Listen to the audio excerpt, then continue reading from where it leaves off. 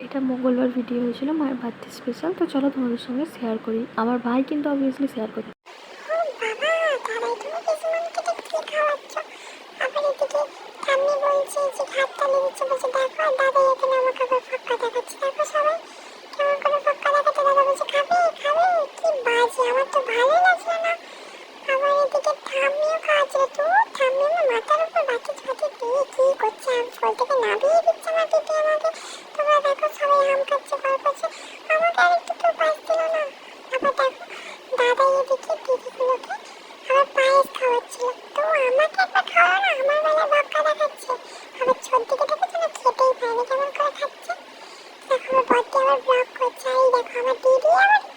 ছবি তুলে নিয়ে আমার দিদি আবার ঢং করে দুটো ছবি তুলে নিয়ে এলো।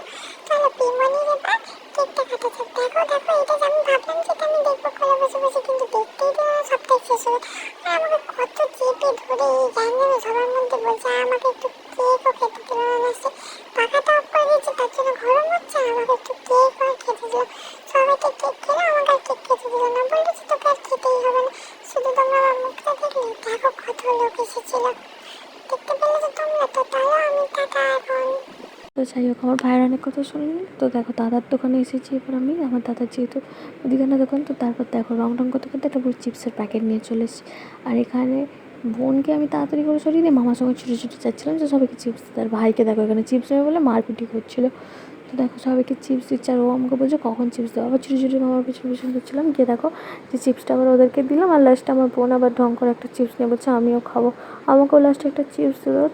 তো এই করে সন্ধ্যাবেলা সকালবেলাটা কিছু একটা টাইম চললো। আর সেদিনকেও তো রান্না পুজো ছিল, যেহেতু বিশাল আয়োজন ছিল।